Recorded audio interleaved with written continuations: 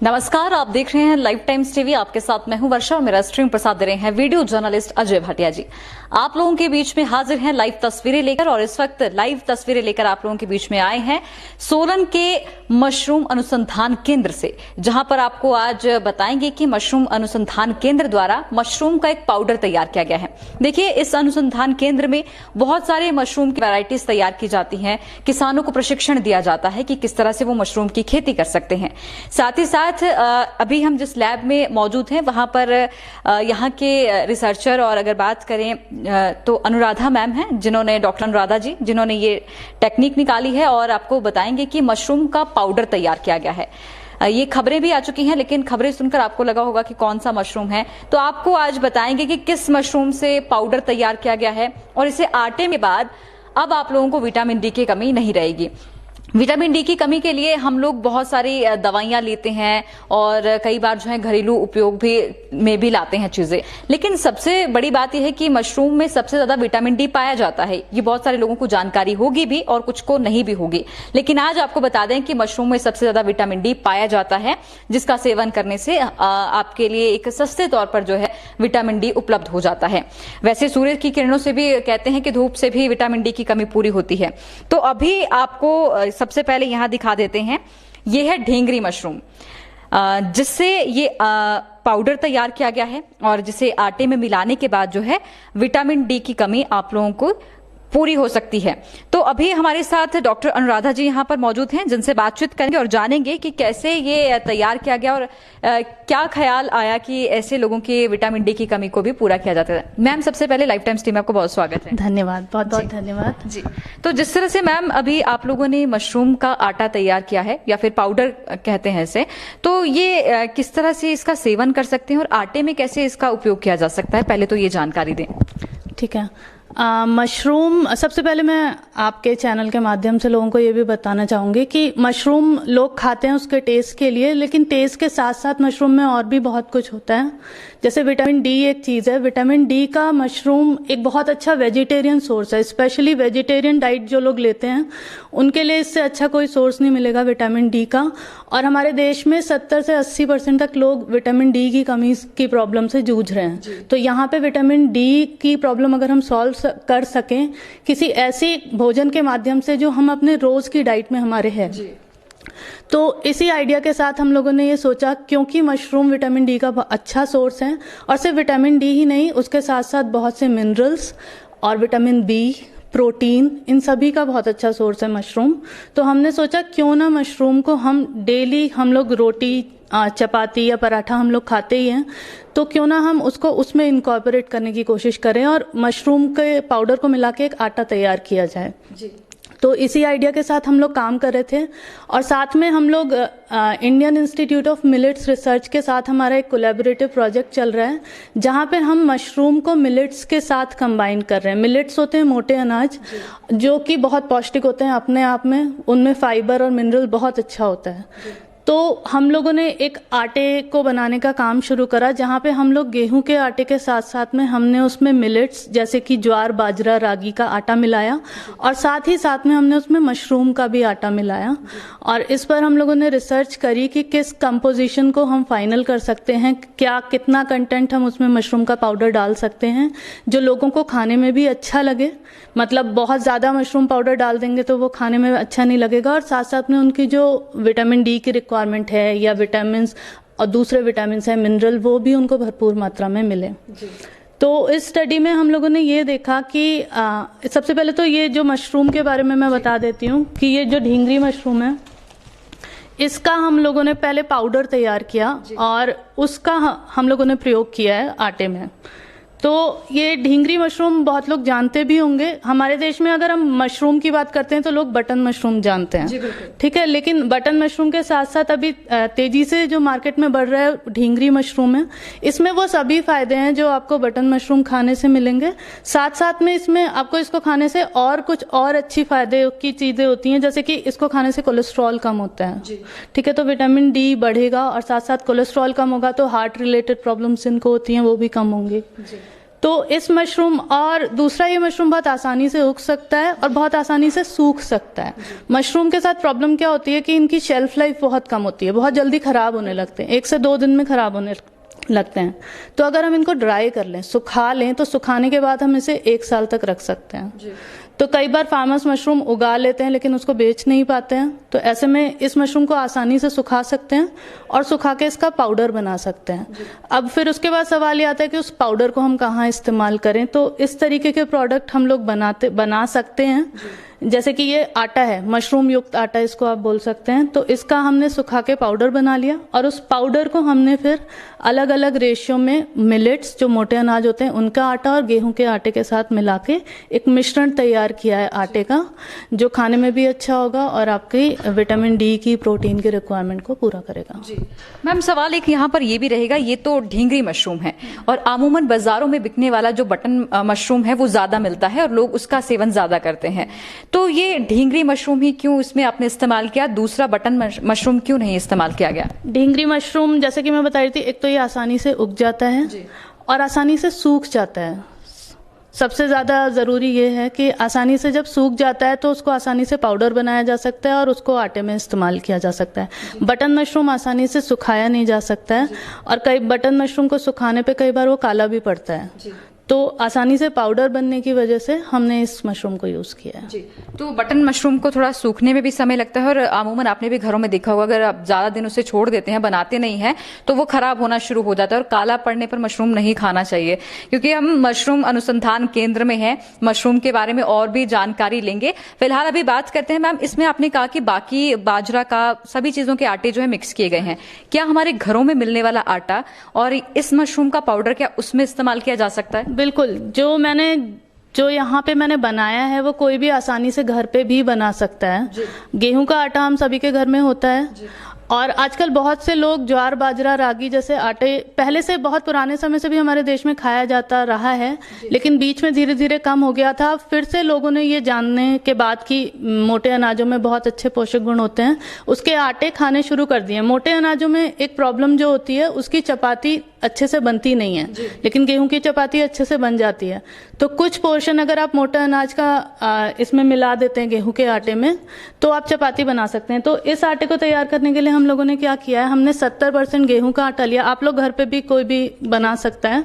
70% हम लोगों ने गेहूं का आटा लिया, उसमें करीब 25% हम लोगों ने मिलेट का आटा मिलाया है, जिसमें ज्वार, बाजरा और रागी बराबर बराबर मात्रा में है, और 5% जो ओयस्टर मशरूम का या ढींगरी मशरूम का पाउडर मिलाया है उसमें। तो इसको सबको मिक्सिंग कर दिया और आटा तैयार है। तो कितने % आपने इसकी मात्रा जो है मशरूम पाउडर की डाली है और बाकी की कितनी क्वांटिटी इस मिक्सचर में रही है? जैसा कि मैंने आपको बताया, 5% मशरूम का पाउडर डाला मैंने, 25% मिलेट्स का आटा डाला और बचा हुआ 70% गेहूं का आटा। जी, तो इसके बाद जब आपने क्या इसका प्रशिक्षण जब कर रहे थे आप लोग सभी, तो इसमें आपने इसकी रोटी बनाकर तैयार की, तो किस तरह की? बिल्कुल, मैं आपको बताना चाहूंगी कि जब इस तरीके से कोई नया प्रोडक्ट डेवलप किया जाता है तो सबसे पहले तो हम लोग डिफरेंट फॉर्मुलेशंस ट्राई करते हैं।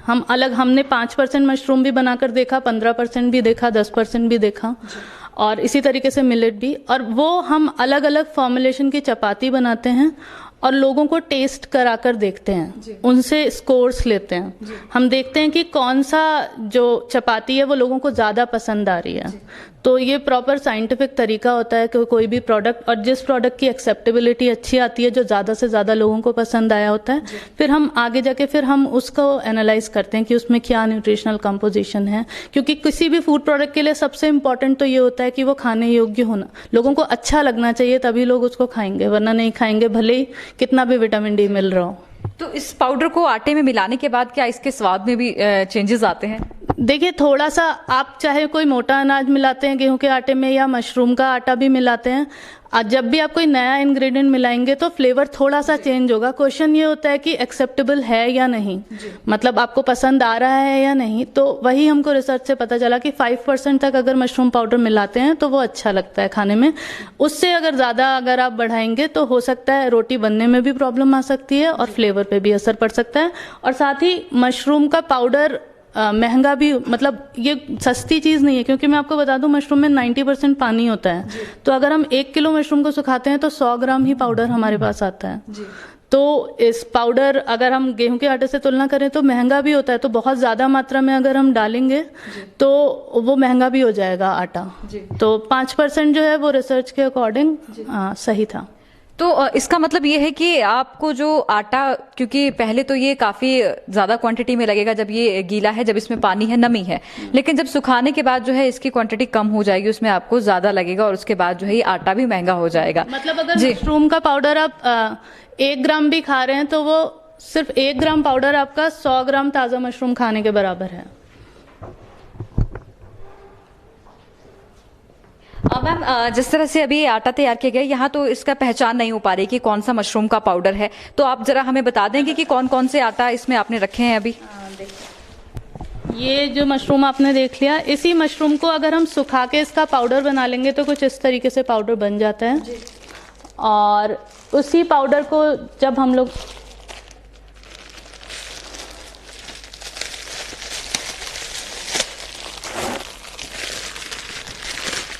ये सील्ड है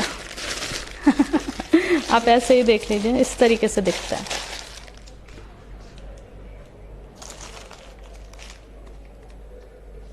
ये मशरूम का पाउडर है जी। और मशरूम का पाउडर भी आप लोग आसानी से घर पे बना सकते हो। जैसे ये ढींगरी मशरूम मैंने आप लोग को दिखाई, ढींगरी मशरूम को आप धूप में भी सुखा सकते हैं आसानी से, 1-2 दिन लगते हैं सूखने के लिए। और जब एकदम अच्छे से सूख जाए उसके बाद घर पे ही आप इसको मिक्सर ग्राइंडर में ग्राइंड करके और छन्नी से छान के, जैसे आटा छानते हैं हम लोग, उस छन्नी से छान के इसका फाइन पाउडर तैयार कर सकते हैं।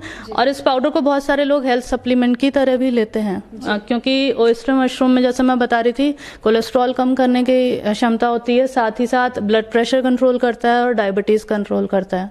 तो हमारी जो भी आजकल की लाइफस्टाइल डिजीजेज हैं उनको कम करने में हेल्प करता है। और विटामिन डी, प्रोटीन का, सूखे हुए मशरूम के आटे में आपको 30 to 35% तक प्रोटीन मिल जाएगा, जो कि बहुत ज़्यादा होता है। आजकल लोग प्रोटीन सप्लीमेंट्स लेते हैं, तो मशरूम का पाउडर बहुत अच्छा प्रोटीन सप्लीमेंट है। तो यही मैम, ये मेरा अगला सवाल आपसे रहने वाला था। वैसे आपने बता दिया कि इस आटे में क्या क्या चीज़ें हैं जो पाई जाती हैं।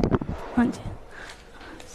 तो हमारे साथ वेद प्रकाश शर्मा जी भी मौजूद हैं, मशरूम केंद्र अनुसंधान के जो डायरेक्टर हैं। सर, आपसे भी बातचीत करेंगे और जानकारी लेंगे कि यहाँ पर जिस तरह से मशरूम के जो पाउडर तैयार किया गया है आटा फॉर्म में, और उसे बाकी आटे में मिलाकर जो है अब विटामिन डी की कमी जो है लोगों की दूर होगी, तो सर किस तरह से ये प्रोसेस रहा और आगे किस तरह से इसे लोगों तक पहुंचाया जाएगा सर?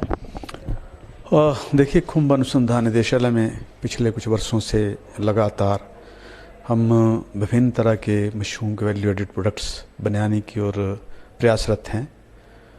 और हाल ही में मेरे जो वैज्ञानिक हैं डॉक्टर अनुराधा श्रीवास्तव, इन्होंने ये उपलब्धि हासिल की कि किस तरह से जो विभिन्न मशरूम के पाउडर्स होते हैं, पर्टिकुलरली ऑयस्टर मशरूम जैसे ढींगरी के नाम से हम जानते हैं, क्योंकि उसको ग्रो करना बहुत ही आसान है और उसको ग्रो करने के बाद उसको हम ड्राई कर सकते हैं, धूप में उसको सुखा सकते हैं, और लगभग अगर गर्मियों के दिन है तो 1 दिन में अच्छी तरह मशरूम सूख भी जाता है।